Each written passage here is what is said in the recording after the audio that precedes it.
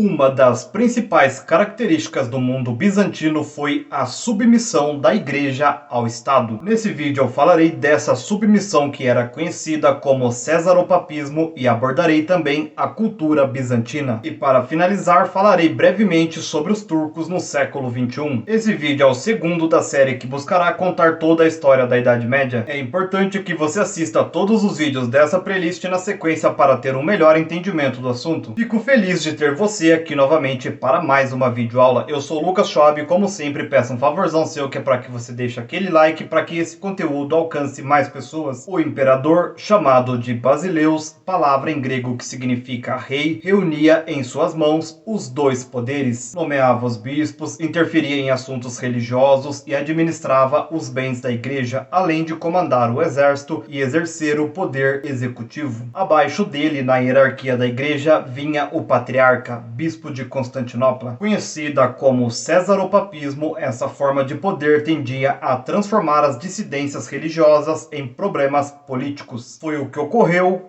por exemplo, com a questão iconoclasta. Ícone é uma palavra grega que quer dizer imagem. A questão iconoclasta foi um conflito entre os cristãos que defendiam o uso de imagens de santos nos cultos e os que eram contrários a isso. Estes últimos argumentavam que a adoração de imagens era uma regressão à idolatria, prática condenada pela Bíblia, e pregavam seu fim. Em 726, o imperador Leão III proibiu a adoração de imagens e ordenou sua destruição por todo o império. Sua decisão tinha por objetivo, na realidade, enfraquecer o poder dos monges que enriqueceram com a venda de imagens. A disputa entre os dois grupos agitou o império por muito tempo. Durante o conflito ocorreram rebeliões de setores da população contrários à destruição das imagens. Duramente reprimidas pelo exército do imperador, essas rebeliões só terminaram em 824, quando as leis iconoclastas foram revogadas e o culto das imagens novamente permitido. Apesar de solucionada, a questão iconoclasta serviu para aumentar os desentendimentos entre o patriarcado bizantino, que apoiava os iconoclastas, e o Papa de Roma, que apoiava os monges, o que refletia, de certa forma, a não aceitação pelos bizantinos do poder papal, pois para eles o chefe da Igreja Católica era o imperador. O acirramento das divergências levou à mútua excomunhão entre o Papa de Roma e o Patriarca Bizantino, o que só fez agravar a situação. Em 1054, a Igreja de Constantinopla se separou definitivamente da de Roma,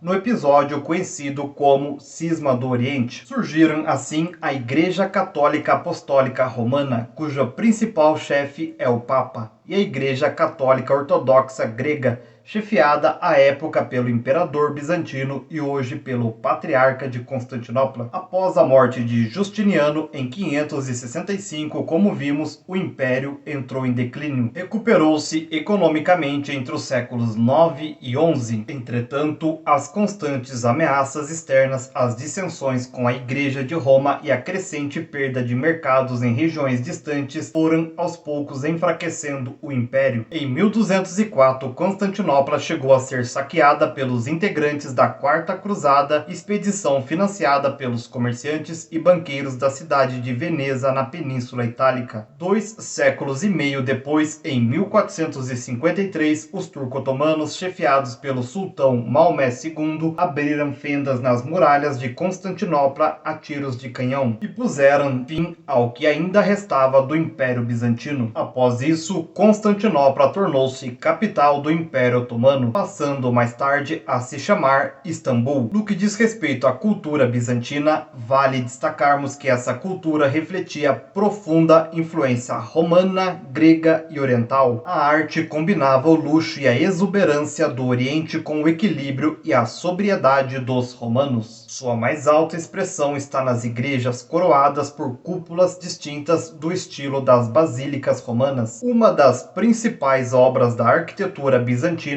é a Igreja de Santa Sofia em Constantinopla, construída durante o governo de Justiniano. Simples por fora, mas suntuoso por dentro, esse templo caracteriza-se por sua enorme cúpula central, apoiada em colunas encimadas por capitéis ricamente trabalhados. O interior é revestido de mosaicos azuis e verdes sobre fundo negro. Para concluirmos esse vídeo, eu falarei brevemente sobre os turcos no século século XXI. Com a queda de Constantinopla em 1455, boa parte do Império Bizantino, incluindo-se nela a região que hoje compreende a Turquia, formada principalmente pela península da Anatólia, foi anexada ao Império Turco-Otomano. Esse império havia surgido por volta de 1300 como resultado da unificação das tribos turcas provenientes da Ásia Central e que haviam se fixado na Ásia Menor em meados do século X. No século XIX, o Império Turco-Otomano abrangia a Ásia Ocidental até o atual Irã, os Balcãs, o Egito e todo o norte da África. Seu governo se aliou aos alemães na Primeira Guerra Mundial, conflito que durou de 1914 a 1918. Derrotado no conflito, foi dissolvido pelos vencedores em 1919 pelo Tratado de Sèvres, assinado na Conferência de Paz de Versalhes em 1919. A península da Anatólia foi dividida em 2 estados independentes e algumas regiões de seu litoral passaram a fazer parte da Grécia. No próximo vídeo eu falarei sobre o surgimento do islamismo. Se você ainda não é inscrito, aproveite esse momento e já se inscreva no canal para receber esse conteúdo em primeira mão. E me segue também nas outras redes sociais que estão aparecendo na tela, pois eu estarei postando conteúdos por lá que irão complementar os conteúdos aqui do canal. Comente algo que você acha que deveria ter sido falado no vídeo e que eu acabei deixando sem mencionar. Lembrando que para você aprender mais a fundo, é preciso ler. Pensando nisso, eu deixarei 2 sugestões bibliográficas para você se aprofundar no tema. Os livros indicados possuem links na descrição caso você queira adquirir essas obras em promoção. Espero do fundo do coração ter contribuído para a sua aquisição de mais conhecimentos. Sou imensamente grato pela sua atenção até aqui. Nos vemos no próximo vídeo sobre o Islã. Um grande abraço e tchau, tchau.